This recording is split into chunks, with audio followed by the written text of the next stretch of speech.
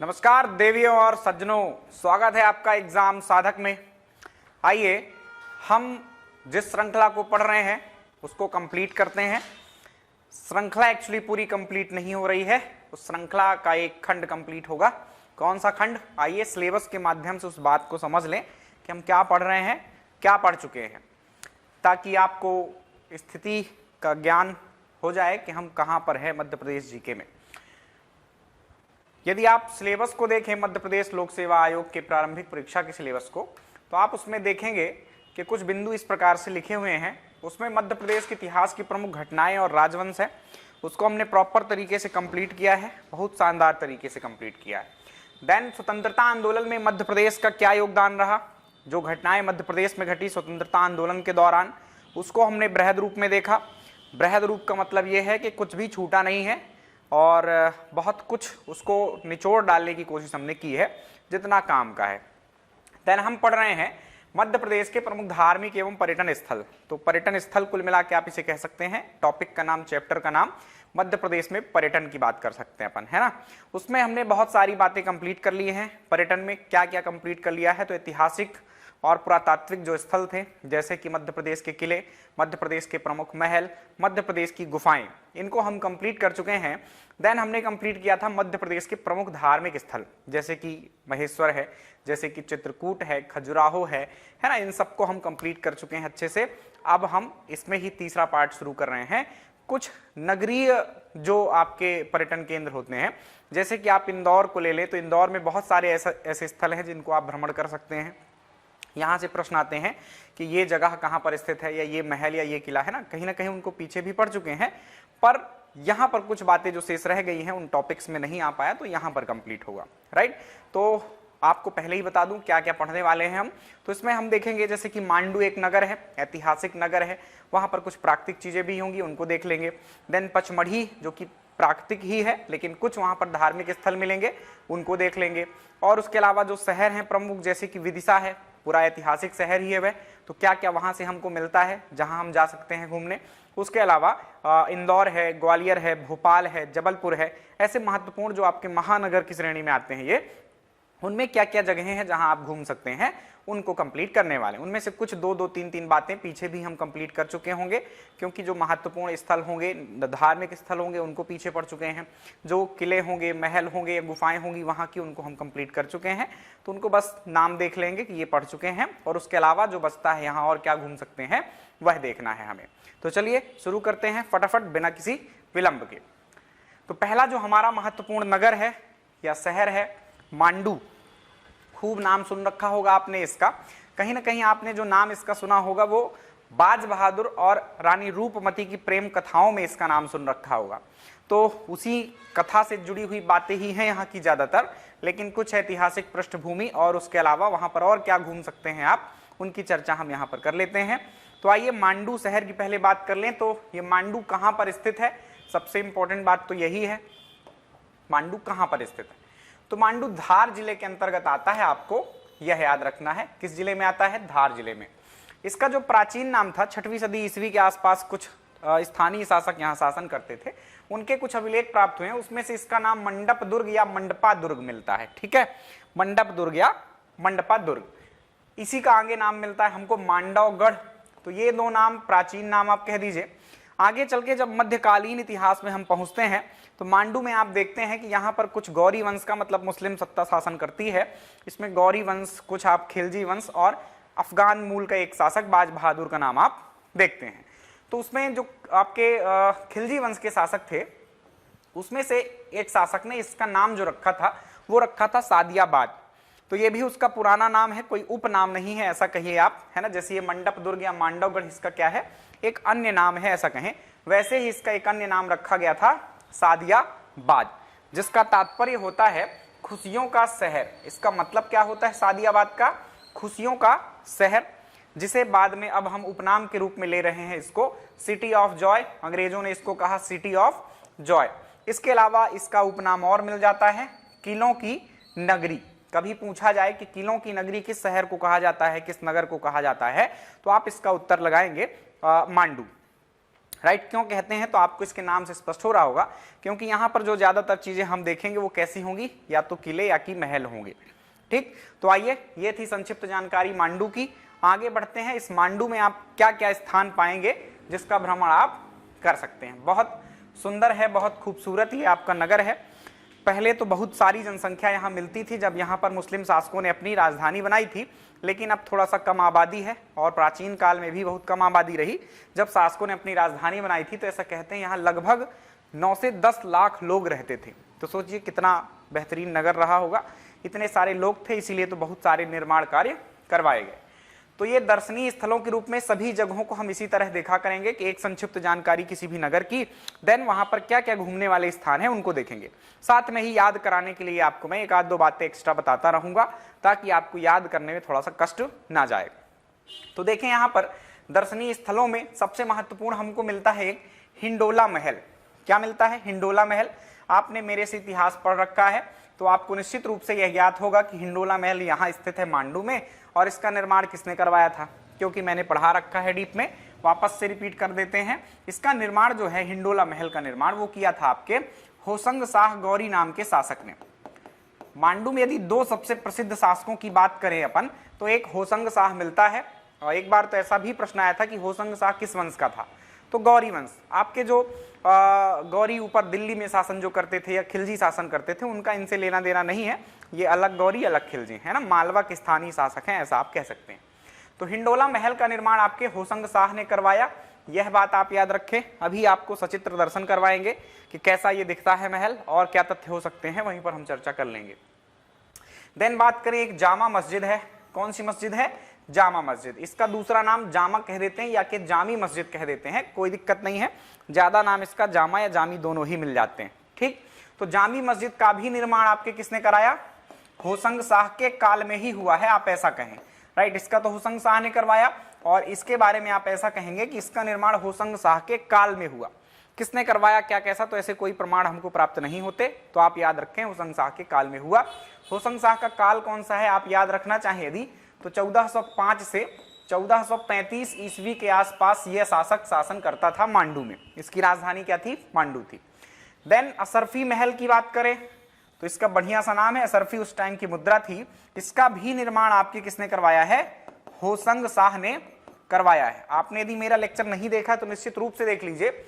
इन शासकों के क्रम भी मैंने बता रखे हैं कि सबसे पहले दिलावर खां गौरी आता है, देन होसंग शाह, देन आपका मोहम्मद शाह गौरी आता है। उस वंश के 3 शासक रहते हैं। फिर होसंग जो मोहम्मद शाह गौरी अंतिम शासक गौरी वंश का रहता है, उसको मारकर उसका मंत्री जो होता है महमूद खां खिलजी, या उसी का नाम महमूद शाह खिलजी मिलता है, उसने क्या कर दिया, उसको मार दिया और सत्ता प्राप्त कर ली, और फिर आगे खिलजी वंश आ जाता है ना। तो महमूद शाह खिलजी, देन गियासुद्दीन शाह खिलजी, और गियासुद्दीन खिलजी ऐसा कहें, और नासिरुद्दीन खिलजी, और फिर अंतिम एक फिर महमूद खां खिलजी आता है, लेकिन उसको हम सेकंड कहते हैं, महमूद खां खिलजी सेकंड। राइट, तो ये महत्वपूर्ण शासक हैं जिन्होंने यहाँ निर्माण कार्य करवाए हैं। तो अभी देखते चलते हैं किसने क्या निर्माण करवाया है। सभी ने नहीं करवाया, जिसने करवाया उनको देखते हैं। तो ये होसंग शाह की बात हो गई, उसने हिंडोला महल, जामा मस्जिद और असरफी महल का निर्माण करवाया। यहाँ पर होसंग शाह का मकबरा भी यहीं पर स्थित है। होसंग शाह का मकबरा बहुत इंपॉर्टेंट है। होसंग शाह के मकबरे में क्या इंपॉर्टेंट है, तो इसका निर्माण जो हुआ है वो आपके संगमरमर से हुआ है। ये बहुत इंपॉर्टेंट बात है ना। निर्माणकर्ता का नाम हम यहाँ लिख रहे हैं तो उसको भी लिख देते हैं, आप याद रखेंगे महमूद खां खिलजी ने इसका निर्माण करवाया था। अब आप कहेंगे कि उसने ही इस वंश के अंतिम शासक को मारा था और उसके ही मतलब मकबरे का निर्माण करवाया जा रहा है। तो आपको मैंने अभी बताया कि जो होसंग शाह का पुत्र था, जिसका एक नाम गजनी खां भी मिलता है, मोहम्मद शाह गौरी के नाम से शासन करना शुरू करता है, इसका मंत्री था आपका कौन? महमूद खां खिलजी। तो ज्यादातर पुत्र ही बनवाते हैं मकबरा। मकबरा आप समझ लें किसी समाधि स्थल से संबंधित है, यानी कि जब किसी की मृत्यु हो जाती है तो उसके स्मारक के तौर पर जहां कब्र होती है उसके ऊपर एक बिल्डिंग या कि एक स्मारक बना दिया जाता है, एक भवन बनाया जाता है जिसे हम मकबरा कहते हैं। तो ये मकबरा बनवाया था आपके महमूद खां खिलजी ने, जब मंत्री हुआ करता था ये किसका? मोहम्मद शाह गौरी का। किसका होता था? होसंग शाह के पुत्र मोहम्मद शाह गौरी का जब ये मंत्री होता था महमूद खां खिलजी, तब इसने इस मकबरे का निर्माण करवा दिया था। राइट, तो ये बात हो गई कुछ होशंग शाह के मकबरे की। अभी मैं चित्र के साथ कुछ और बातें बताऊंगा, कॉपी और पेन अपने साथ रखना, नोट करते जाना। देन आ जाते हैं हम जहाज महल में। कहाँ आ जाते हैं? जहाज महल में। जहाज महल का जो निर्माण करवाया है आपके, वो आपके खिलजी वंश के शासक गियासुद्दीन के काल में हुआ है। किसके काल में हुआ है? गियासुद्दीन खिलजी, जो मैंने अभी बताया आपके, ये महमूद खां खिलजी के जस्ट बाद बनता है। इसका काल रहता है 1469 से लेकर 1500 ईस्वी तक, राइट। तो इस काल में इसने जहाज महल का निर्माण करवाया। बहुत खूबसूरत महल है। अभी चित्र जब दिखाऊंगा तो कुछ बातें और बताऊंगा ताकि आपको अच्छे से समझ में आए। अभी बस नाम याद कर लो कि कौन सा महल यहाँ पर स्थित है, कौन कौन से महल यहाँ पर मांडू में आते हैं। बाज बहादुर का महल, रानी रूपमती का महल और रेवा कुंड, इन तीनों का ही निर्माण में आपको एक नाम याद रखना है, बाज बहादुर। अब ये कहां से आ गया सर बाज बहादुर? जो नए बच्चे हैं उनको मैं बता दूं अपने, तो ये जो खिलजी वंश चल रहा था 1531 तक चलता है। अंतिम वो खिलजी द्वितीय जो था अपना, महमूद खां खिलजी सेकंड, उसका समय खत्म होता है 1531 को। 1531 से यहाँ पर खिलजियों का शासन कौन से 1531 में यहाँ आपके शासन हो जाता है मुगलों का। किसका हो जाता है? मुगलों का। और यहाँ पर किसकी व्यवस्था आ जाती है? सूबेदारों की। कोई स्वतंत्र शासक शासन नहीं करता है, यहाँ पर आ जाते हैं सूबेदार लोग। तो सूबेदार के तौर पर यहाँ पर नियुक्त किया गया था सुजायत खां नाम के एक व्यक्ति को, जिसका पुत्र हुआ बाज बहादुर। उसी का नाम बायजीद खां भी था। तो बाज बहादुर आगे चल के फिर स्वतंत्रता की घोषणा कर देता है जब मुगल थोड़ा सा कमजोर स्थिति में दिखाई देते हैं। तो बाज बहादुर ने यहाँ पर काफी समय तक राज किया और उसने भी काफी सारे निर्माण किए। और इनकी पत्नी प्रेमिका थी रूपमती, उनके लिए ये प्रसिद्ध रहा है। और अच्छे से डीप में आपको पढ़ना हो तो मध्यकालीन राजवंश मैंने पढ़ा रखे हैं, इसी नाम से आपको मिल जाएगा। हमारे प्लेलिस्ट जो बनी है चैनल में, आप उसको भी देख सकते हैं। बाज बहादुर का महल बाज बहादुर ने बनवाया ही। वास्तव में ध्यान रखना, ऐसा पूछा जाए तो बाज बहादुर लगा देना, लेकिन वास्तव में देखा जाए तो ये महल पहले से ही कुछ इसकी दीवारें वगैरह बन चुकी थी। नासिरुद्दीन शाह खिलजी, जो मैंने अभी नाम आपको बताया था खिलजी वंश के, उस शासक के काल में पुरानी दीवारें बन गई थी। लेकिन आगे चल के बाज बहादुर जब शासक बनता है तो इसी को पुनर्निर्माण करता है, इसका जीर्णोद्धार करता है और इसको अपना महल बना लेता है, राइट। और इनकी पत्नी जो रानी रूपमती थी, रानी रूपमती के लिए भी एक महल का निर्माण करता है जिसका नाम है रानी रूपमती मंडप, या रानी रूपमती पैलेस आप कह सकते हैं, या रानी रूपमती का महल ऐसा कह सकते हैं, राइट। तो किसने बनवाया? बाज बहादुर ने। देन एक कुंड है, झील है ऐसा कह दे, उस झील को नाम दिया गया है रेवा कुंड, क्योंकि ऐसी कथा मिलती है कि उसमें जो जल है वो रेवा नदी का है ना। रानी रूपमती नर्मदा माता की बहुत भक्त थी। सपने में आकर माता नर्मदा ने उनको कहा था कि एक कुंड खुदवाओ जिसमें मैं स्वयं प्रकट हो जाऊंगी। तो ऐसी कथा के अनुसार ये नर्मदा का जल है ऐसा मानते हैं। इसका नर्मदा का आपको नाम पता है, रेवा है एक नाम, प्राचीन कालीन पौराणिक ग्रंथों में जो मिलता है, तो रेवा कुंड इसको कह दिया जाता है, राइट। तो ये बाज बहादुर के काल में निर्मित हुए।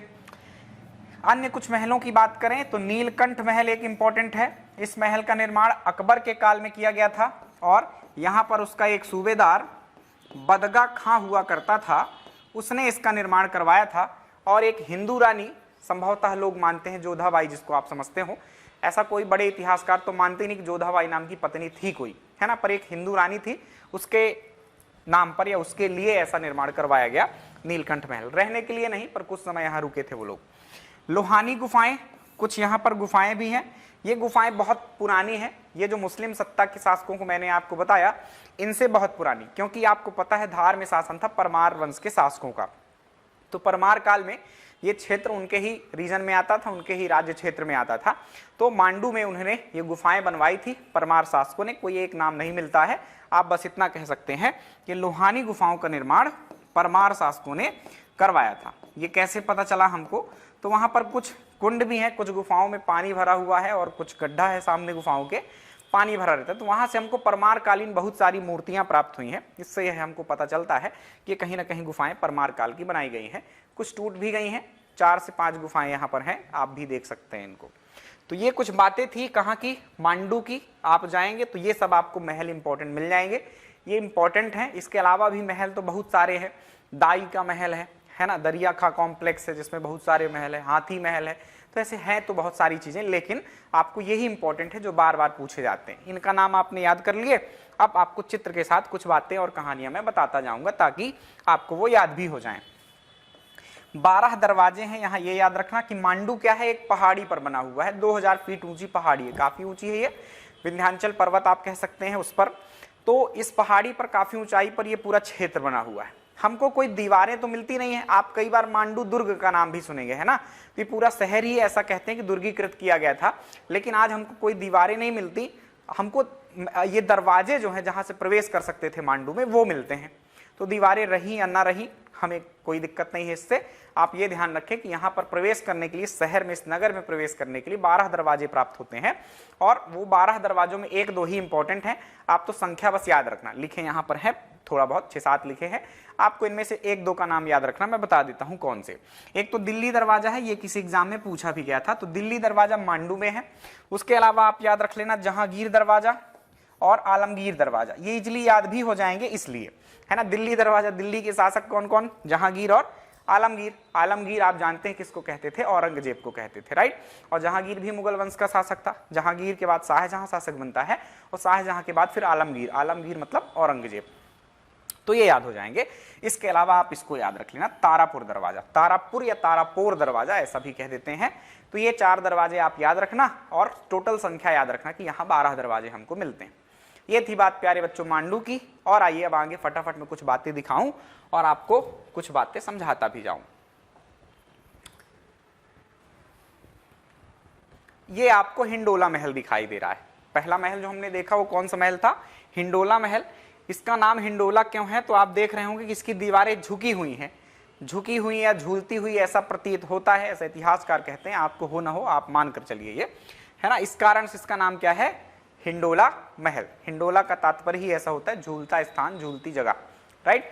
तो ये है हिंडोला महल। 77 डिग्री के कोण से ये दीवारें झुकी हुई हैं, इस कारण से इसका नाम है।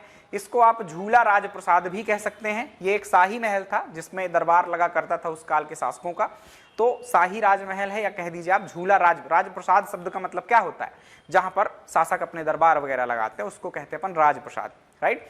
तो ये एक झूला राजप्रसाद के नाम से भी जाना जाता है।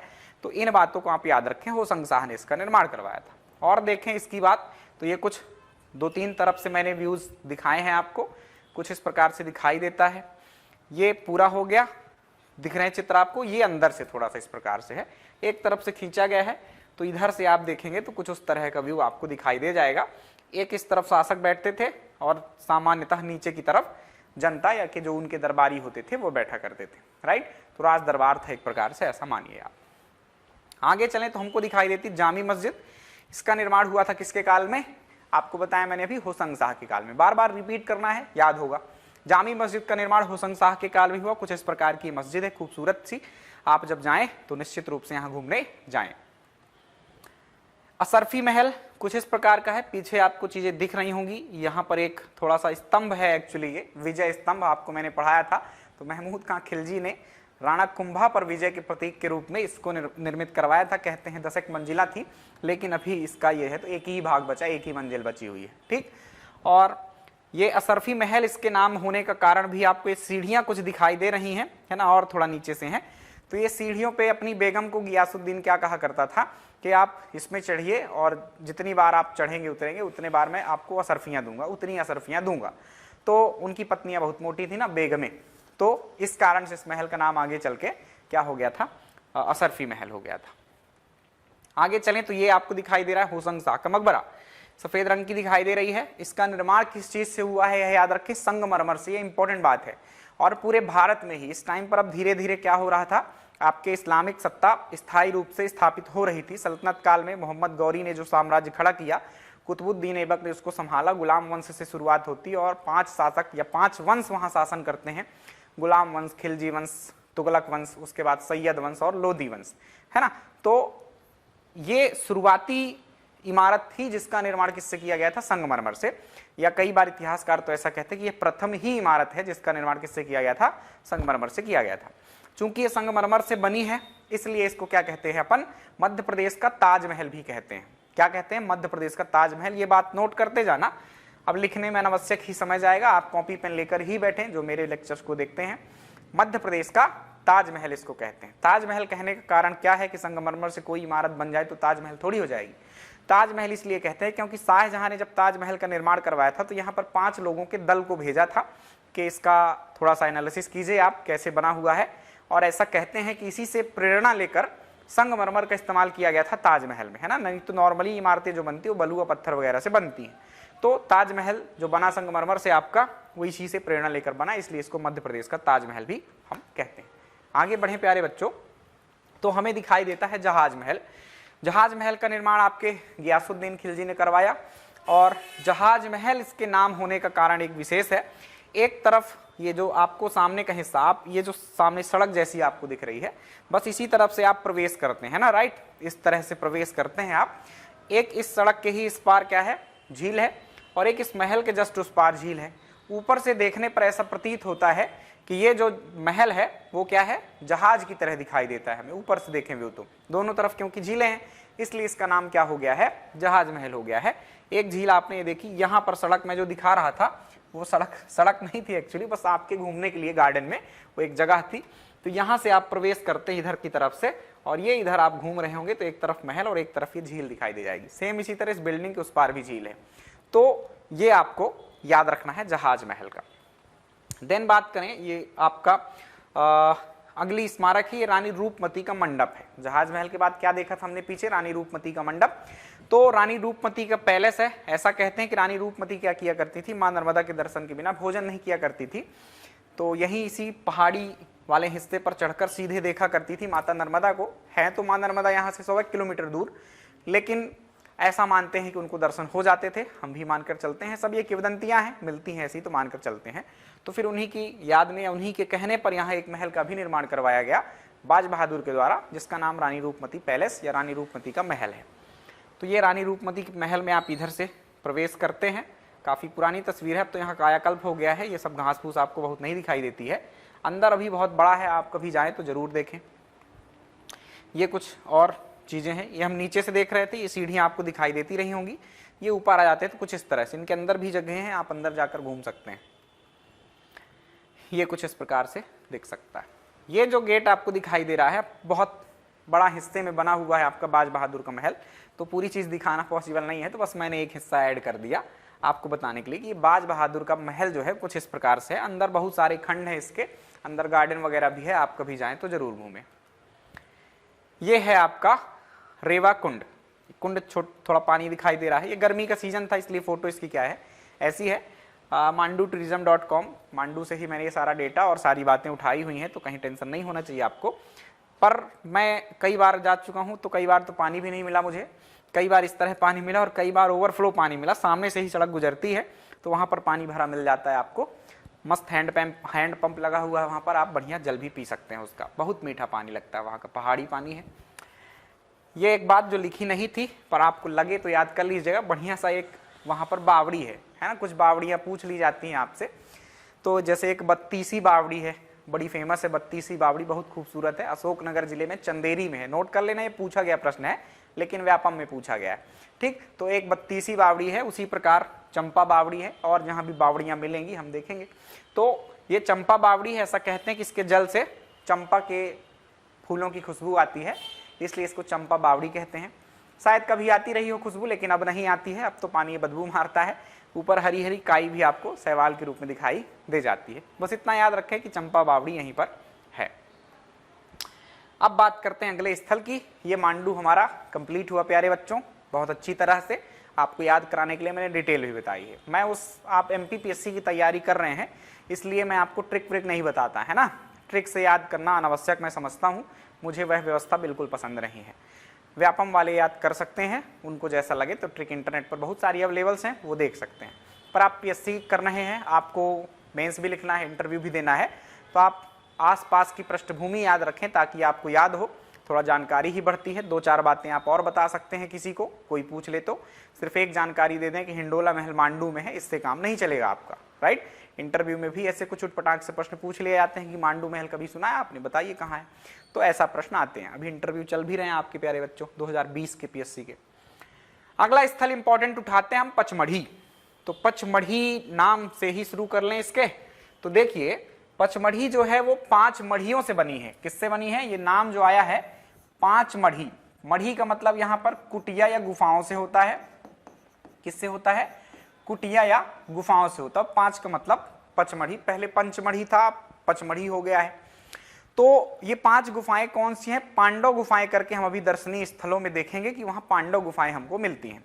तो वो पांडव गुफाएं जो थी यहीं उनको एक्सप्लोर करते टाइम मिली लोगों को, बहुत पुरानी गुफाएं हैं। इन्हीं के नाम पर इस जगह का नाम पचमढ़ी कर दिया गया है। यह आप याद रखें। आइए और कुछ देखें। तो ये कहाँ स्थित है? तो इस जिले का पुराना नाम था होशंगाबाद, लेकिन अब इसका नाम हो चुका है नर्मदापुरम, जो कि नर्मदापुरम संभाग के अंतर्गत ही आता है। ये पचमढ़ी एक प्राकृतिक स्थल के तौर पर आप याद रखें इसको। यहाँ है तो धार्मिक स्थल भी, लेकिन आप जो याद करते हैं, मतलब दिमाग में पहली बार आपके क्या आता है जो आपने सुन रखा है, कहीं ना कहीं जंगल, पहाड़ियां, यही याद आता है। तो ये प्राकृतिक स्थल के तौर पर जाना जाता है। चूंकि पहाड़ी पर बसा है इसलिए इसे मध्य प्रदेश का हिल स्टेशन कहते हैं। ये हिल स्टेशन है। हिल स्टेशन क्या है? ऊंची पहाड़ियों पर विकसित कोई नगर, जहां पर आप कभी आनंद की अनुभूति के लिए जाते हैं। गर्मियों में जब आप ऊपर चढ़ जाते हैं पहाड़ों के, तो आपको थोड़ा ठंडक महसूस होती है, क्योंकि आपका तापमान ऊंचाई के साथ गिरता है। किस पहाड़ पर बसा हुआ है? ये एमपीपीएससी का ही प्रश्न है, ये याद रखें आप। तो सतपुड़ा एक रेंज है हमारे मध्य प्रदेश में पूरी, उसमें भी कई खंड हैं उसके, वो टूटे टूटे भाग में है, जैसे कि राजपीपला, उसके अलावा ग्वालीगढ़, उसके अलावा महादेव, उसके अलावा मैकल पर्वत श्रेणी। राइट, तो 4 भागों में आप उसको तोड़ें तो महादेव जो श्रेणी है आपकी, सतपुड़ा पर्वत का ही भाग है, तो उसमें ये आता है, उसके अंतर्गत आता है। यह बात याद रखें आप। इसकी खोज कब हुई, किसने की? तो जेम्स फोर्सिथ नाम के एक अंग्रेज ने इसकी खोज की 1857 में। ये वहां पहुंचा तो बढ़िया हतप्रभ रह गया। कुछ लोग वहां रहते भी थे पहले से, कुछ जनजातीय टाइप के लोग, तो वो लोग रहते थे। देखा इसने वहां के खूबसूरत नज़ारों को तो बहुत शानदार लगा उसको, और उसी की जानकारी जब उसने अपने लेखों में प्रकाशित की, अंग्रेजों को, अन्य अधिकारियों को बताया, तो फिर उन्होंने इसको क्या किया, आगे चल के अपनी राजधानी भी बनाना स्वीकार किया, है ना। मध्य प्रदेश में वैसे कोई केंद्र नहीं था अंग्रेजों का, आप नागपुर कह सकते हैं, क्योंकि सीपी एवं बरार से प्रत्यक्ष शासन करते थे अंग्रेज। नागपुर उनकी राजधानी मान लीजिए, जो कि पुराना मध्य प्रदेश आप कह दीजिए। सीपी का मतलब सेंट्रल प्रोविंस यानी मध्य भारत है। तो उसके अंतर्गत जब जानकारी दी गई तो नागपुर राजधानी हुआ करती थी मेन, लेकिन जब गर्मी बढ़ जाती थी तो फिर ये लोग कहाँ आ जाया करते थे, पचमढ़ी आ जाते थे। इसलिए इसको मध्य प्रदेश की ग्रीष्मकालीन राजधानी भी कहते हैं। जैसे आपके देश की ग्रीष्मकालीन राजधानी जो थी वो थी आपकी शिमला। राइट, तो अंग्रेज नॉर्मली दिल्ली से शासन करते थे, फिर जब गर्मी बढ़ती थी तो शिमला चले जाते थे। उसी प्रकार से एमपी का है। जेम्स फोर्सिथ ने यहाँ आकर जब देखा इसको तो बहुत सारे नज़ारे उसको दिखे, और उसने एक किताब लिख डाली उस पर, the highlands of central India, मध्य भारत के उच्चावच या उच्च प्रदेश। तो हाईलैंड्स ऑफ सेंट्रल इंडिया नाम की पुस्तक किसने लिखी? जेम्स फोर्सिथ ने, ये याद रखना। और यही सतपुड़ा के जंगलों का या सतपुड़ा की पहाड़ियों को उसमें वर्णन है। अब बात करें पचमढ़ी को, और कई सारे नामों से जाना जाता है, चूंकि यहाँ पर पर्यटक बड़ी भारी मात्रा में पहुंचते हैं और बड़ा सुंदर नज़ारा देखकर बहुत आनंद की अनुभूति प्राप्त करते हैं, इसलिए इसको आप पर्यटकों का स्वर्ग कहें, है ना, ये पूछा गया प्रश्न है। देन इसे सतपुड़ा की रानी भी कहा जाता है। उसके अलावा इसे मध्य प्रदेश का कश्मीर कहा जाता है। काश्मीर नहीं होता, कश्मीर शब्द है, तो मध्य प्रदेश का कश्मीर भी कहा जाता है। ग्रीष्मकालीन राजधानी थी ही, मैंने बता दिया। और इसे मध्य प्रदेश की छत भी कहा जाता है। छत संदर्भ किस लिए लिया जाता है, ध्यान रखें।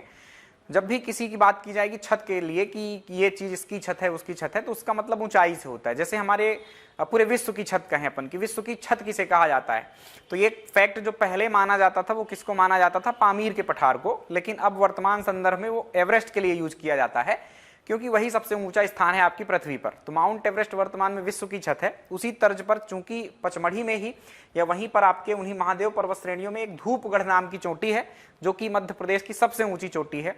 दूसरी सबसे ऊंची चोटी भी यहीं स्थित है, चौरागढ़ नाम की। धूपगढ़ की ऊंचाई 1350 मीटर, चौरागढ़ की ऊंचाई आपकी 1326 मीटर है। तो इस कारण से इसको मध्य प्रदेश की छत के नाम से भी जाना जाता है। ये बातें आप पचमढ़ी के संदर्भ में इतनी याद रखें।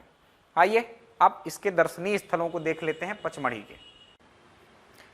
तो अब देख लेते हैं दर्शनीय स्थलों को, यानी जब आप पचमढ़ी जाएंगे तो किन किन जगहों को आपको घूमना चाहिए। जगहें तो बहुत सारी मिल जाएंगी, 1 या 2 दिन का समय लग जाता है आपको घूमने में, क्योंकि एक ही जगह पर सब आस पड़ोस में नहीं बना होता है।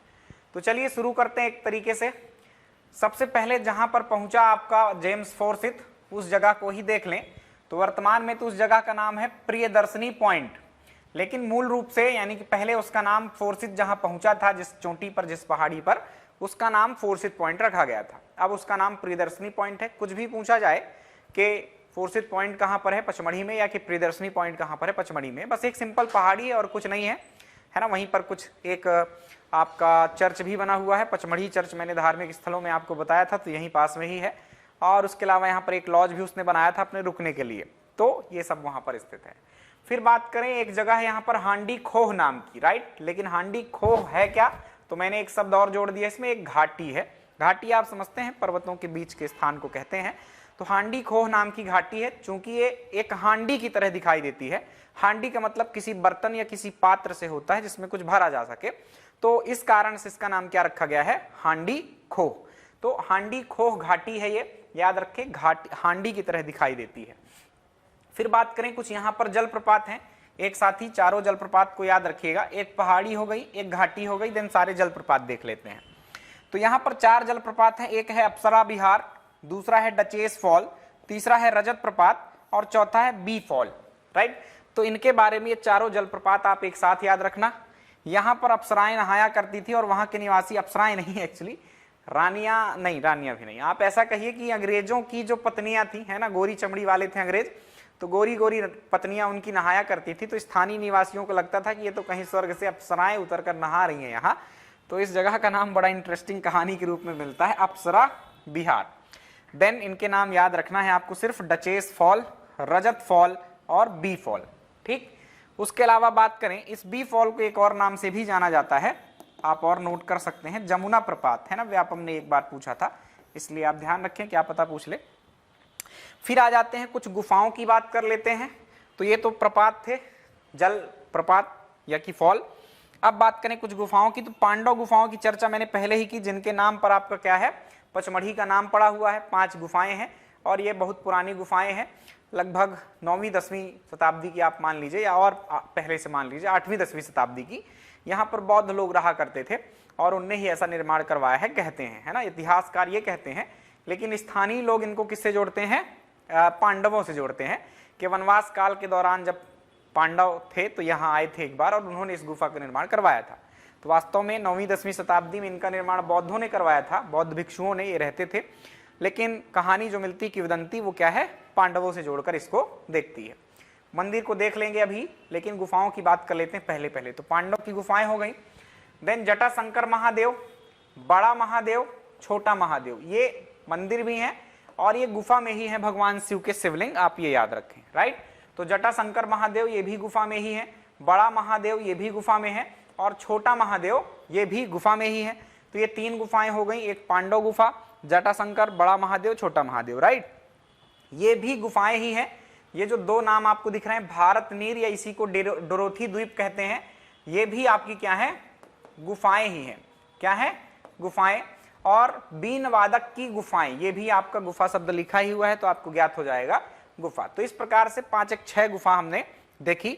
तो आपने एक पहाड़ी या पहाड़ी 2 देख लेंगे, 3 एक्चुअली पहाड़ियां हैं, है ना। ये प्रियदर्शनी पॉइंट भी एक पहाड़ी है, चौरागढ़ भी एक पहाड़ी है, हालांकि वहां मंदिर है, धूपगढ़ भी एक पहाड़ी है। 3 पहाड़ी, एक घाटी देखी अपन ने, फिर जलप्रपात और कुछ गुफाएं देख ली। इस तरह से आप तोड़कर याद करोगे ना तो एक साथ याद आता है। सारे स्थल मान लो याद करना हो, बताना वैसे खड़े होकर किसी को, तो आप क्रम से जब बताते हैं ना, दिमाग में प्रेशर डालते हैं तो वो याद आते हैं। नहीं तो याद तो रहते हैं कि ये चीज यहाँ स्थित है, लेकिन बोलने के दौरान वो याद नहीं आते कि यहाँ पर ये चीज भी है। आपने 10 याद किया तो कहो 5 ही याद आ पाए, ठीक। तो ऐसे याद करेंगे तो आपको कंठस्थ रहेगा, मेंस में भी लिखने के लिए आएगा पचमढ़ी, तो आप आराम से लिख पाएंगे।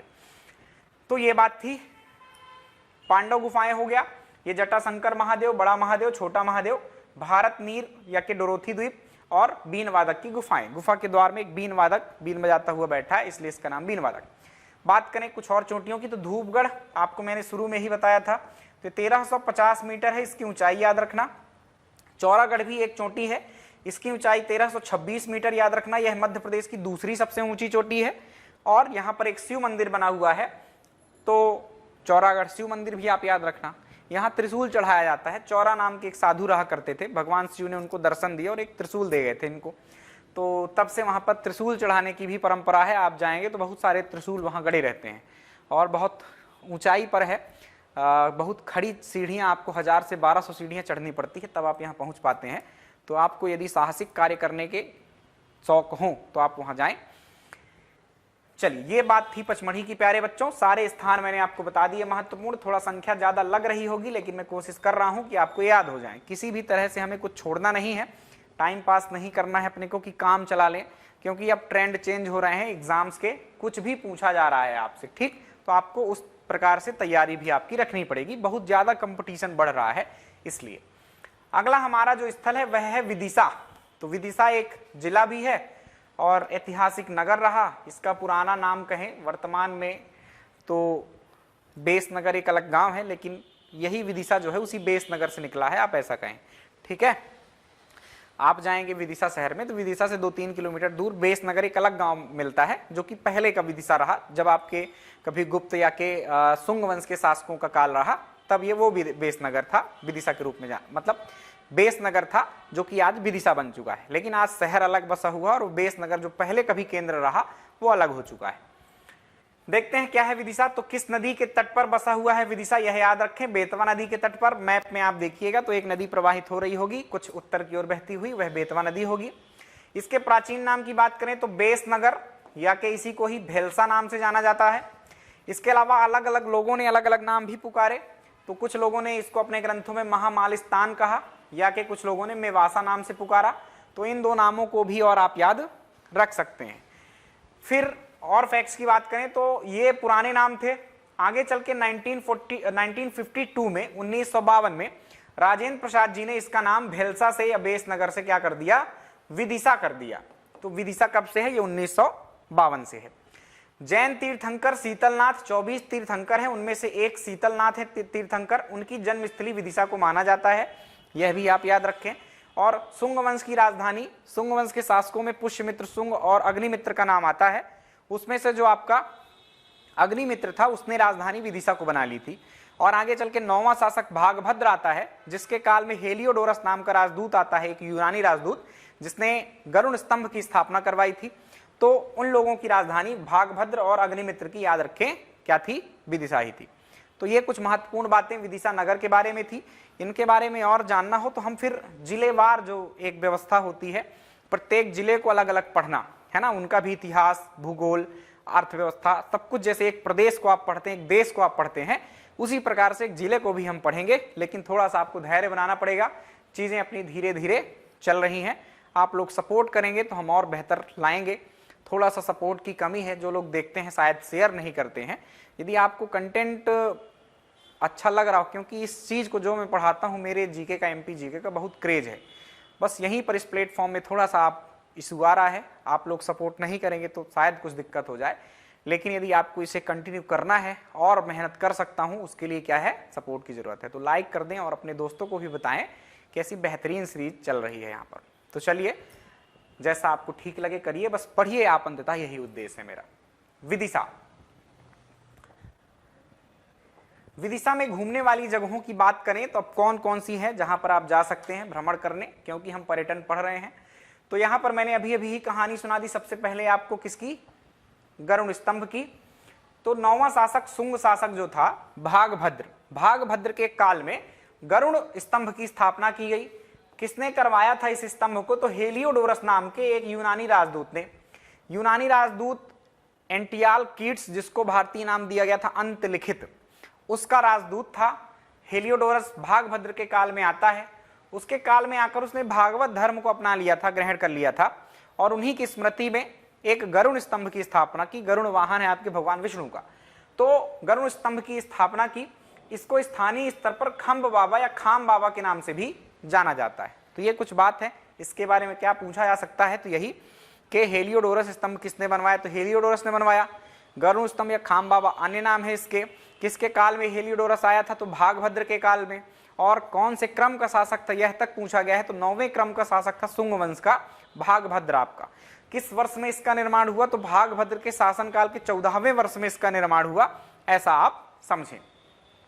देन बात करें, उदयेश्वर मंदिर है एक आपके विदिशा में।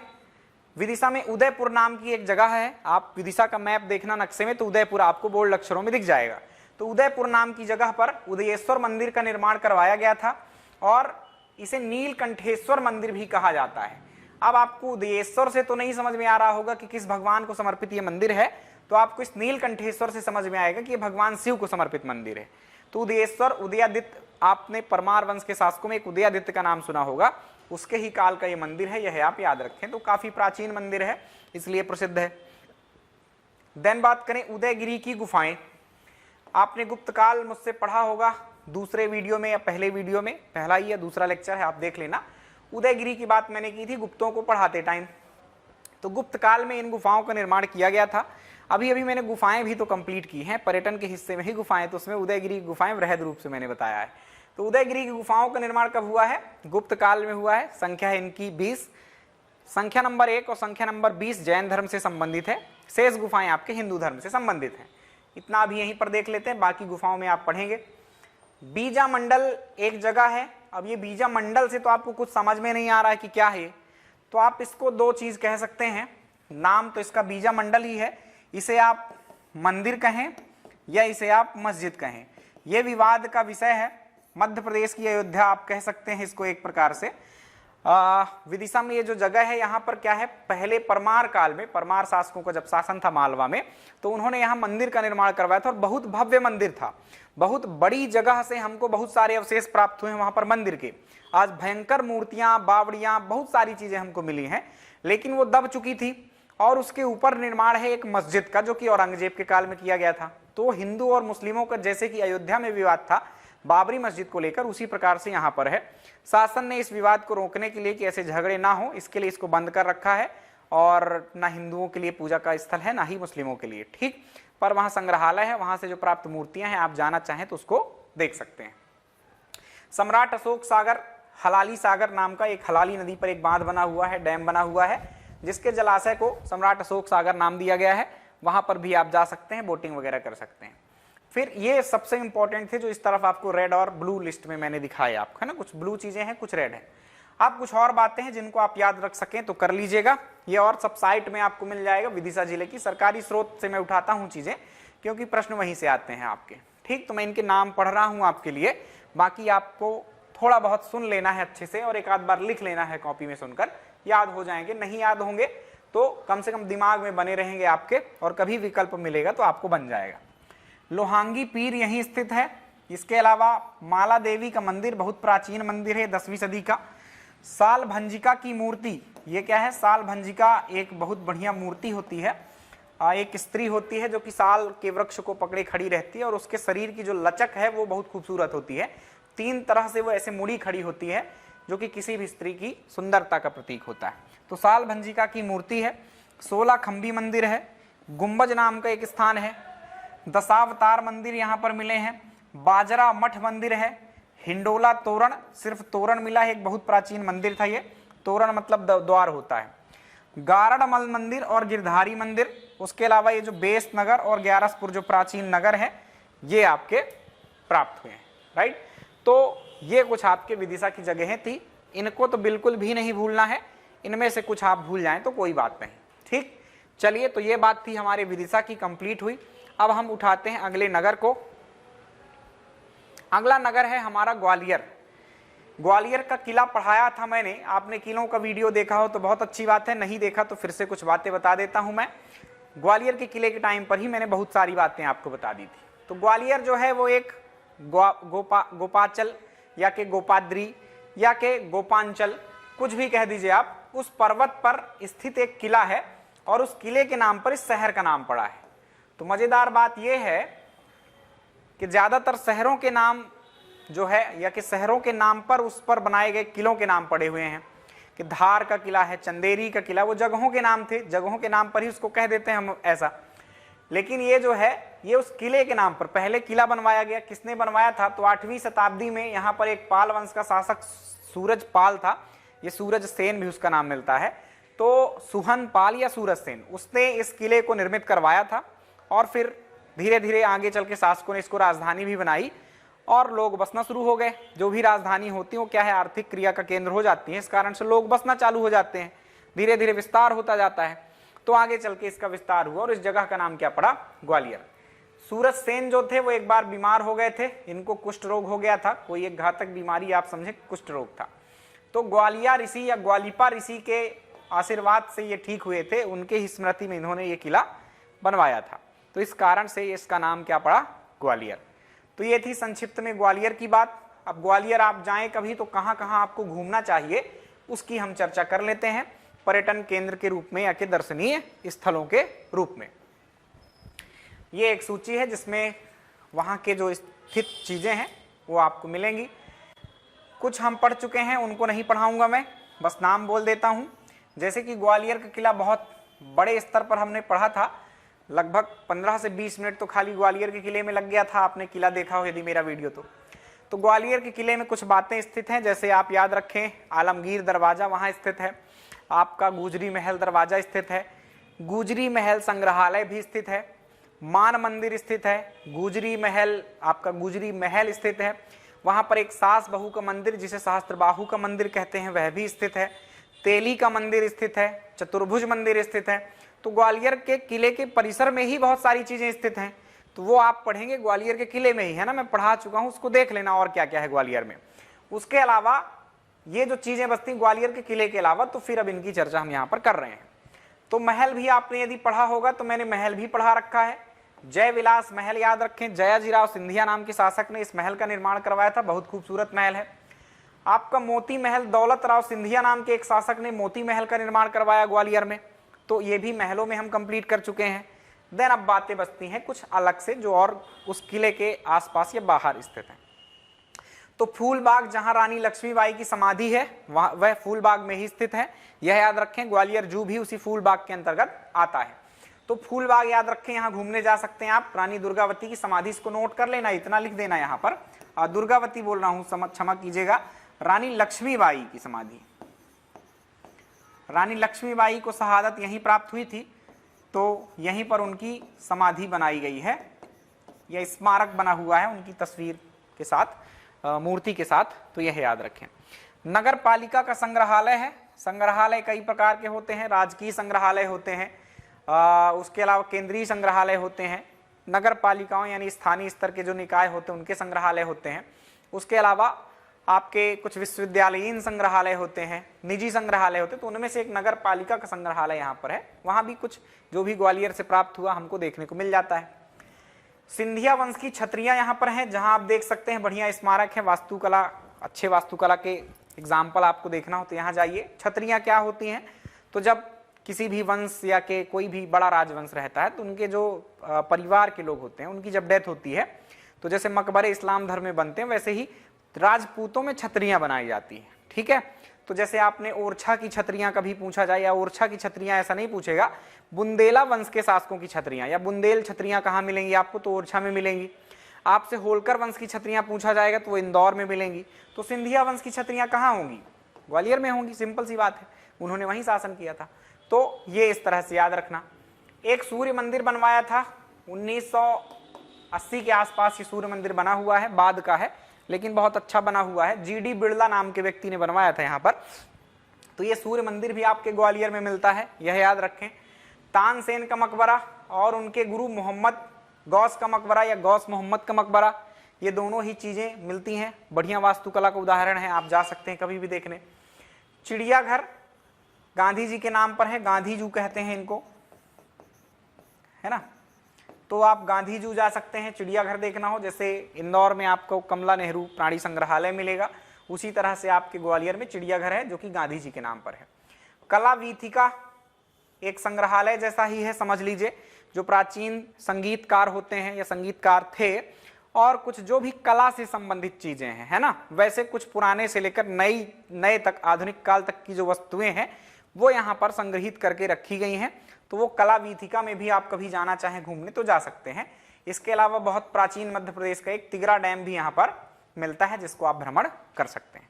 तो इन स्थलों को याद रखें, ये सब कहाँ स्थित हैं, ग्वालियर में स्थित हैं। इसको पढ़ा देते तो इसका कंटेंट दोगुना हो जाता, लेकिन आप पहले ही पढ़ चुके हैं। तो पर्यटन में बहुत सारे प्रश्न, ये बहुत इंपॉर्टेंट टॉपिक है, ध्यान रखना, इसलिए थोड़ा सा लंबा समय लग रहा है हमें। बहुत सारे प्रश्न आते हैं, मतलब आप ऐसा समझ लो कि आप टॉपिक देखें तो हर टॉपिक से तो प्रश्न आ नहीं जाते हैं, हर विषय का देखें तो हर टॉपिक से थोड़ी आते हैं। तो आप ये समझिए कि ये ऐसा टॉपिक है पर्यटन जिससे 100% क्वेश्चन आने हैं। एक न एक क्वेश्चन रखा हुआ रहता है पर्यटन नाम के टॉपिक से आपके एमपी में। बाकी कहो हिस्ट्री से आए क्वेश्चन ना आए, नदियों से आए ना आए, लेकिन इससे जरूर आते हैं। अगले स्थल की बात करें भोपाल की हम, तो भोजपाल नाम का शहर आपने सुना होगा, राजा भोज ने बसाया था इसको। प्राचीन नाम उसका क्या था? भोपाल, बाद में हुआ भूपाल, और आज जो आप नाम जानते हैं इसका भोपाल जानते हैं। ठीक, किसने बसाया था इस नगर को? तो राजा भोज को आप जानते ही हैं, परमार वंश के काल में मैंने बताया था राजा भोज ने इस शहर को बसाया है। यह प्रश्न पूछा जा चुका है एमपीपीएससी में ही कि कितने पहाड़ियों पर बसा हुआ है। तो जो भोपाल नगर की वेबसाइट है भोपाल जिले की, उसमें 5 पहाड़ी इसका उत्तर है। याद रखें आप कि भोपाल 5 पहाड़ियों में बसा हुआ है, ऐसा मानना है आपको। हालांकि वहां पहाड़ियां और बहुत सारी हैं, है ना, उनके नाम भी मिलते हैं, लेकिन आपसे जो पूछा गया है, जो वेबसाइट में लिखा है, हमें वही याद करना है। ठीक, कौन कौन सी पहाड़ियां हैं? तो श्यामला हिल्स का नाम और अरेरा हिल्स का नाम आप सुनते ही रहते हैं, खबरों में खूब आता है ना। मध्य प्रदेश के चैनल आप देखेंगे तो वहीं सब बहुत सारी चीजों, मुख्यालय भी है। उसके अलावा कटरा हिल्स या कटारा हिल्स, ईदगाह हिल्स और द्रोणाचल नेवरी हिल्स, ये आपकी कुछ अन्य पहाड़ियां हैं जिस पर आपकी भोपाल बसा हुआ है। भोपाल न पहाड़ियों पर बल्कि झील के आसपास बसा हुआ है। तो एक बात और याद रखना, झीलों की नगरी कभी मध्य प्रदेश में पूछा जाए, झीलों की नगरी, तो ये नोट कर लेना, ये भोपाल को ही कहा जाता है। झीलों तो कई सारी हैं छोटी बड़ी, लेकिन 2 झीलें महत्वपूर्ण हैं। एक है बड़ा तालाब जिसे हम भोज ताल के नाम से जानते हैं, पहले बड़ा तालाब कहते थे, 2011 में मध्य प्रदेश शासन ने राजा भोज के सम्मान में उसका नाम भोज ताल कर दिया है। ठीक है, और इसके अलावा एक छोटा तालाब है भोज ताल, या बड़े तालाब को ऊपरी तालाब या अपर लेक के नाम से भी जाना जाता है, और छोटे तालाब को लोअर लेक या निचले तालाब के रूप में भी जाना जाता है। तो ये बातें याद रखना। झीलों की नगरी भोपाल। शहर की आधुनिक नींव दोस्त मोहम्मद खान ने रखी थी। ये दोस्त मोहम्मद खान भोपाल का पहला नवाब था। कमलापति से संघर्ष में या कमलापति से उपहार में इसने भोपाल के क्षेत्र को प्राप्त किया था, और यहीं पर फिर यहीं से इसके ही काल से भोपाल के नवाबों की कहानी कहीं ना कहीं शुरू होती है। ठीक, तो ये सामान्य सी जानकारी थी आपके भोपाल नगर की। अब यहाँ पर आप कहाँ कहाँ घूमने जा सकते हैं, तो जैसे पीछे पैटर्न में हम पढ़ रहे थे, तो आइए उसी प्रकार से हम देख लेते हैं कि कौन कौन से दर्शनीय स्थल हैं। वन विहार का नाम पक्का आपने सुन रखा होगा, इसमें मुझे कुछ नहीं बताना है। वन विहार एक राष्ट्रीय उद्यान है, 5 वर्ग किलोमीटर में फैला हुआ। तो ये याद रखना, वन विहार राष्ट्रीय उद्यान। खूब सारे लोग जाते हैं, जू भी मिल जाता है, मतलब जू जो है वन विहार जंगली क्षेत्र आप कहिए, और जब प्रवेश करते हैं आप तो आपको जू मिलता है। सांप वाप खूब देखना हो आपको तो आप इस वन विहार में चले जा सकते हैं। भोजताल की बात कर दी मैंने, भोजताल भोपाल में है, यह याद रखें। छोटा तालाब यानी लोअर लेक, यह भी आपके भोपाल में है। भारत भवन जिसकी स्थापना 1982 में की गई थी, यह एक बहुत बड़ा कला केंद्र है। आपको रंगमंच और जो भी आपको ललित कलाएं आती हैं, बहुत सारी कलाएं हैं, उन सब के लिए यहाँ पर एक मंच के रूप में आपका भारत भवन की स्थापना की गई है। यह याद रखें, भारत भवन क्या है? तो एक रंगमंच का केंद्र है। और रंगमंच बस मत कहें, रंगमंच मतलब नाटक करने से। यहाँ ललित कलाएं मतलब जो भी विविध प्रकार की कलाएं होती हैं, नाटक कर देना, नृत्य, गायन, ये सब जो है तो उसके लिए अलग अलग स्थान है, उसमें घूमने के लिए या देखने के लिए, बनाने के लिए। तो ये भारत भवन याद रखें आप, 1982 में बना। इंदिरा गांधी राष्ट्रीय मानव संग्रहालय, ये 1977 में बना था, ये याद रखें। मानव विज्ञान और मानव से जुड़ी हुई बातें कि पाषाण काल से लेकर अब तक का इतिहास आपको मानव का देखना है। तो मानव का इतिहास तो ये है, सामान्य सा कैसे रहता था, क्या खाता था, वो देख सकते हैं आप। उसके साथ साथ मानव विज्ञान मतलब आपके शरीर के भीतर की जो बातें हैं, आप जैसे ही प्रवेश करते हैं ना, तो एक बहुत बड़े डीएनए का स्ट्रक्चर सबसे पहले ही आपको दिखाई दे जाता है। तो मानव और मानव विज्ञान के बारे में आपको जानना है तो 1977 में स्थापित इंदिरा गांधी राष्ट्रीय मानव संग्रहालय में आप जा सकते हैं। ठीक, उसके अलावा यहाँ पर रविंद्र भवन भी है, यहाँ पर बहुत सारे आयोजन होते हैं, रोज खबरों में रहता है, शिवराज सिंह ने ये बैठक की, वो हुआ, यहाँ ये नाटक हुआ, वो नाटक हुआ, तो वो रविंद्र भवन में ही हो रहा होता है। ठीक, तो रविंद्र भवन याद रखें। उसके अलावा एक इस्लाम नगर का किला, दोस्त मोहम्मद खान का नाम अभी हमने जो पीछे सुना है वो आपका कहाँ से था? उसने अपनी राजधानी इस इस्लाम नगर को बनाई थी। वर्तमान में इस इस्लाम नगर का सरकार ने हाल ही में नाम चेंज कर दिया है, जिसका नाम रखा गया है जगदीशपुर। क्योंकि जब ये इस्लाम नगर मतलब दोस्त मोहम्मद खान ने राजधानी बनाई तब उसका नाम जगदीशपुर हुआ करता था, लेकिन राजधानी बनाते के साथ ही उसने उस नगर का नाम चेंज कर दिया था इस्लाम नगर।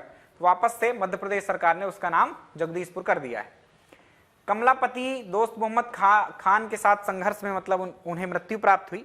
हालांकि उन्होंने समाधि प्राप्त कर ली थी जल में। छोटे तालाब के किनारे ये आपका महल स्थित है।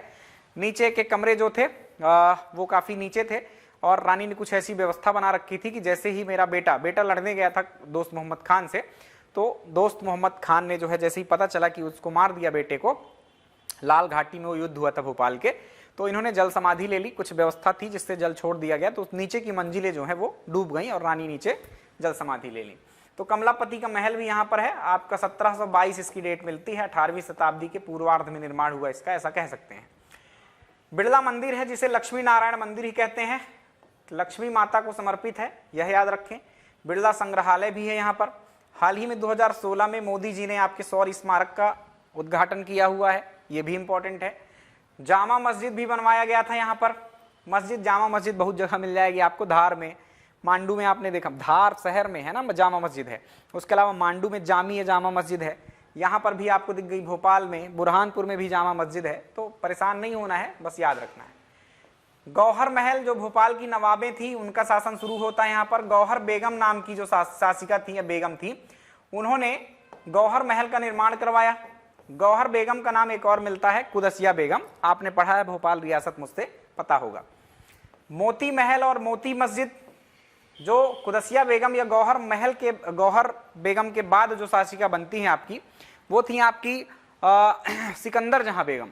और सिकंदर जहां बेगम जिनके काल में 1857 की क्रांति घटित हुई, उन्होंने दो चीजों का निर्माण करवाया था, एक मोती महल और एक मोती मस्जिद का। देन ताजुल मस्जिद, सिकंदर जहां बेगम की जस्ट बाद शाहजहां बेगम शासिका बनती हैं और इन्होंने ताजुल मस्जिद का निर्माण प्रारंभ कराया था, है ना, 1877 के आसपास, लेकिन वो पूरा नहीं हो पाया था। बाद में जनता की मांग पर 1970-80 के दशक में इसका निर्माण पूरा करवाया गया।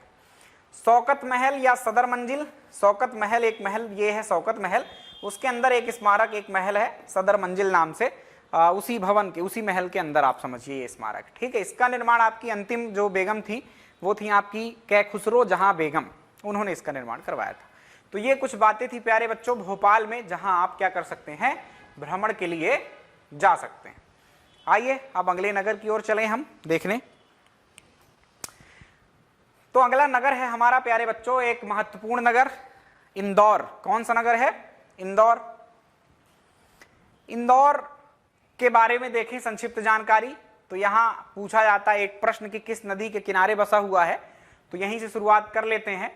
इंदौर दो नदियों के किनारे है, छोटी छोटी नदियां हैं जो कि वर्तमान में नाले के रूप में है, क्योंकि इंदौर एक औद्योगिक नगर है और आपको पता है कि औद्योगिक नगरों में जो आपका कचरा होता है या उनका अपशिष्ट निकलता है वो नदियों में ही छोड़ दिया जाता है। हालांकि वर्तमान में प्रदेश सरकार या कि इंदौर प्रशासन जो है वो एक्टिव है और नाला टेपिंग कर रहा है, यानी कि जो नालों में यानी इसमें नदी में जो चीज़ें मिल रही थी, अपशिष्ट पदार्थ जो जा रहा था, वो अब नहीं मिलने का मतलब ना मिलाने का प्रयास किया जा रहा है।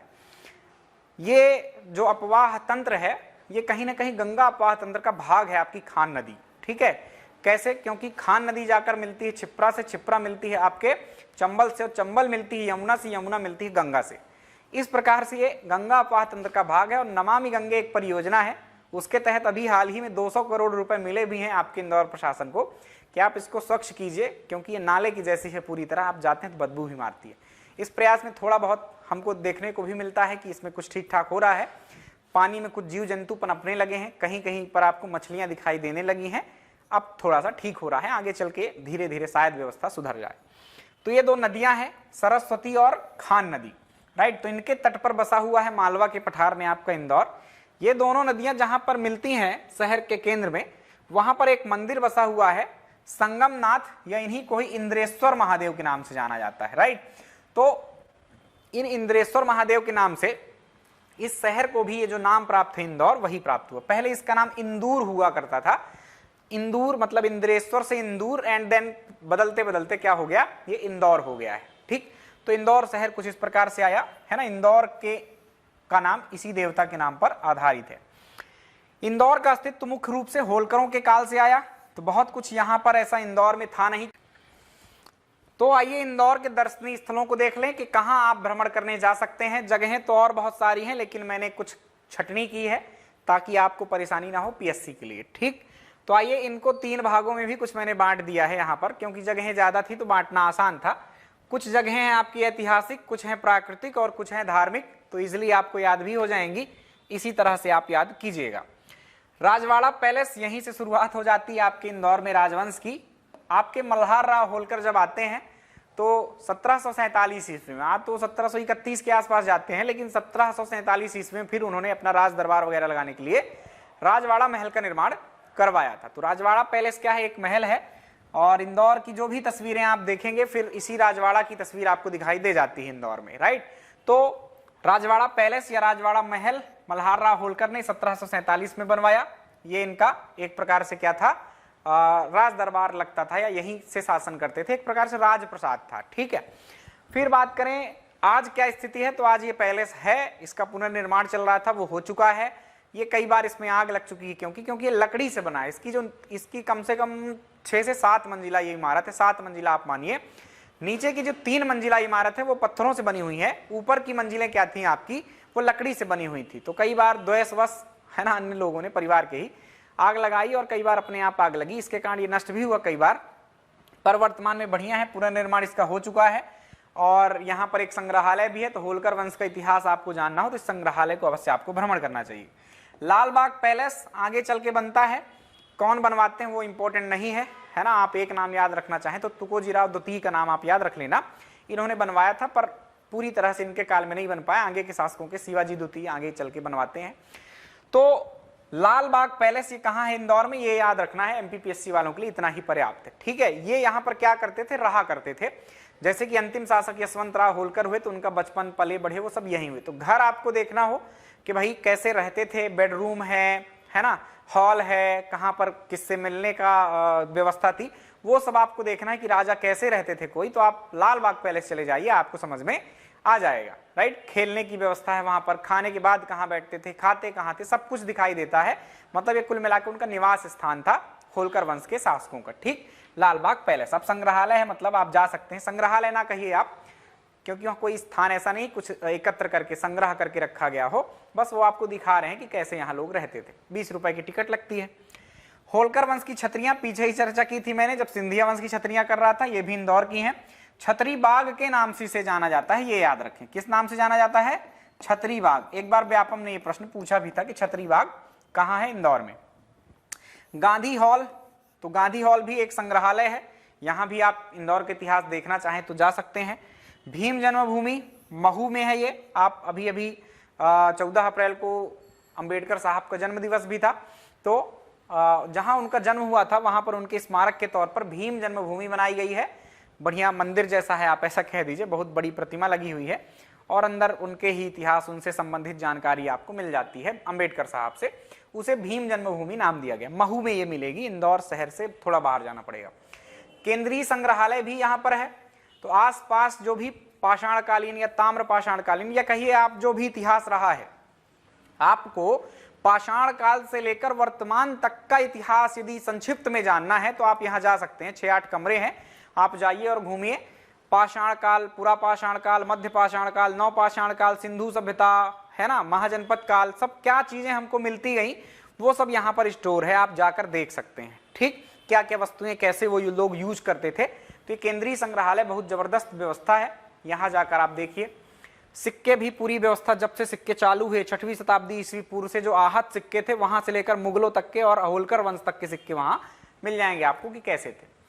राला मंडल एक अभयारण्य है, ये भी घूमने की जगह है, बढ़िया शानदार। अब तो यहाँ पर नाइट की व्यवस्था भी होगी, रात में भी आप घूमने जा सकते हैं और ट्रैकिंग वगैरह कर सकते हैं। राला मंडल अभयारण्य मध्य प्रदेश का सबसे छोटा अभयारण्य है। पाताल पानी एक झरना है, बहुत इंपॉर्टेंट है। ये पर्वतीय झरना है लेकिन इसकी धाराएं जाकर कहीं ना कहीं चंबल से मिलती है, इसलिए कई बार लोग चंबल नदी में इसको बताते हैं कि चंबल नदी में ये स्थित है। ठीक, पर वास्तविकता क्या है, पर्वतीय झरना है, गर्मियों में सूख जाता है, जब बरसात होती है तब बस ये बहता है।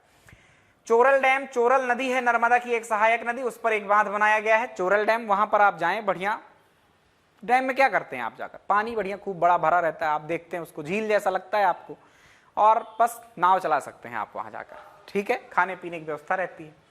कमला नेहरू प्राणी संग्रहालय, तो ये कोई संग्रहालय नहीं है, ये जू है, इसको याद रखना, ये क्या है, जू है, प्राणियों का संग्रहालय है ये आप कह सकते हैं।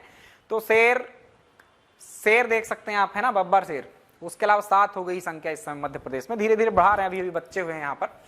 तो कमला नेहरू प्राणी संग्रहालय में आप जू में जाकर जीव जंतुओं को देख सकते हैं। यहाँ पर बाघ हैं, शेर हैं, हाथी हैं और जो छोटे मोटे जीव रहते हैं वो तो है ही। बीजासन माता मंदिर, ये मंदिरों की बात करें तो छोटे मोटे मंदिर भी शामिल है सब। बीजासन माता मंदिर एयरपोर्ट साइड है। अन्नपूर्णा मंदिर प्राचीन मंदिर है, अभी इसका जीर्णोद्धार हुआ है, बहुत जबरदस्त मंदिर बन गया है।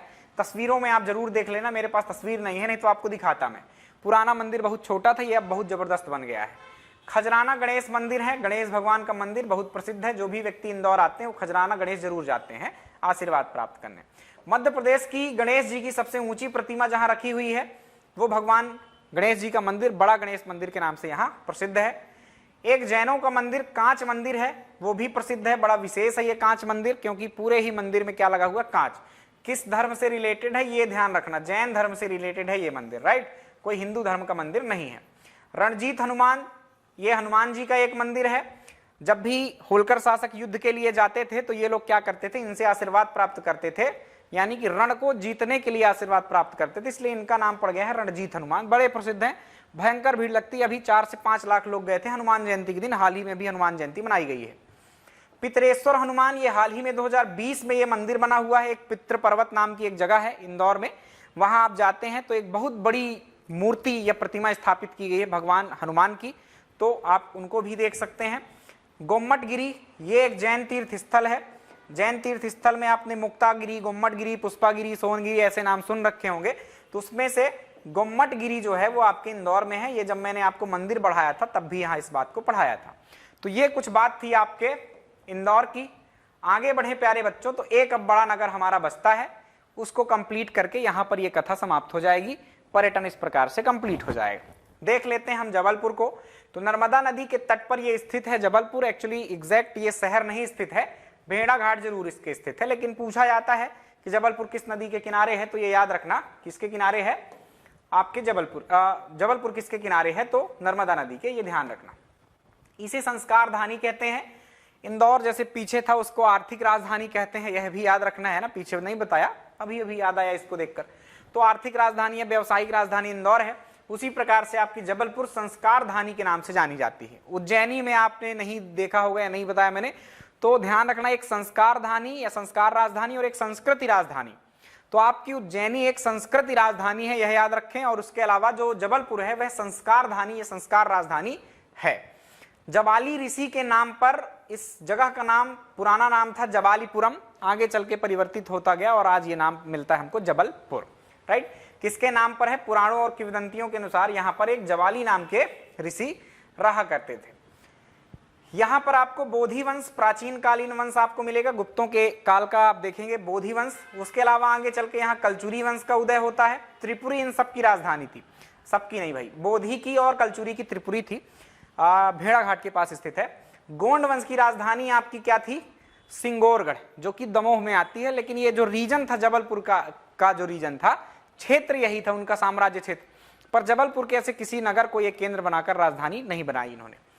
तो ये इन शासकों का यहाँ पर शासन रहा जबलपुर में, यह भी आप देख सकते हैं। तो जो भी चीजें मिलेंगी कुछ ना कुछ कहीं ना कहीं इनसे भी संबंधित होंगी। तो आइए देख लेते हैं क्या क्या मिलता है। गोंड वंश का इतिहास बहुत पुराना है और महल आप पढ़ भी चुके हैं। तो मदन महल नाम की जगह गोंड वंश से संबंधित है, यह याद रखें। मदन महल मदन शाह नाम के गोंड शासक ने निर्माण करवाया था। रानी दुर्गावती उसी गोंड वंश की शासिका थी, यह याद रखें। तो रानी दुर्गावती का संग्रहालय भी यहाँ स्थित है, उनके नाम पर इस संग्रहालय का नाम, मतलब उनकी स्मृति में उनको सम्मान देने के लिए संग्रहालय का नाम रखा गया है रानी दुर्गावती संग्रहालय। बैलेंसिंग रॉक्स नाम की जगह भी पॉपुलर है यहाँ पर, मतलब गुरुत्वाकर्षण के नियम को तोड़ देने वाली एक चीज है बैलेंसिंग रॉक्स। तो पत्थर के ऊपर पत्थर ऐसे कुछ मिलते हैं आपको वहां पर। और एक तो बड़ा पत्थर है जो कि ऐसे ढाल में रखा हुआ है, सामान्य स्थिति में तो उसको गिर जाना चाहिए, लेकिन चूंकि यहाँ विशेष स्थान है ये, इसीलिए तो इस जगह का नाम बैलेंसिंग रॉक्स है। वो गिर नहीं रहा है, सामान्यतः देखें आप कहीं और रखेंगे तो पत्थर गिर जाना चाहिए था, लेकिन नहीं गिरा है। तो बैलेंसिंग रॉक्स नाम की एक जगह है जहां खूब सारे लोग जाते हैं और आश्चर्यचकित होते हैं कि कैसे ये पत्थर टिके हुए हैं एक के ऊपर एक, या कि कोई बड़ा पत्थर किसी ढलान में खड़ा हुआ है ना। तो बैलेंसिंग रॉक्स नाम की भी जगह है, ये याद रखें, ऐतिहासिक है। प्राकृतिक स्थलों की बात करें तो धुआंधार जलप्रपात जो कि नर्मदा नदी पर भेड़ा घाट में बना हुआ है। भेड़ा घाट के पास ही बंदर कूदरी नाम की जगह है, ये पूछा गया है, ये भी सब पूछे गए हैं, कोई ऐसी चीज नहीं जो नहीं पूछी गई है। ऐसा कहते हैं कि नर्मदा नदी का वो जो घाटी है वो कभी इतनी पास थी कि बंदर एक जगह से दूसरी जगह कूद जाया करते थे, इसलिए उस जगह का नाम क्या था, बंदर कूदनी। अब नहीं कूद पाएंगे, यदि कूदे तो सीधे जमीन प्राप्त कर लेंगे, जल प्राप्त कर लेंगे। तिलवारा घाट, महात्मा गांधी की अस्थियां यहां विसर्जित की गई थी। नदियों के किनारे, पवित्रतम नदियों के किनारे कुछ घाट होते हैं, प्रसिद्ध होते हैं, यह याद रखना है। तिलवारा घाट इंपॉर्टेंट है। बरगी डैम, नर्मदा की सहायक नदी बरगी पर एक बांध भी बना है, बरगी डैम, वो याद रखना।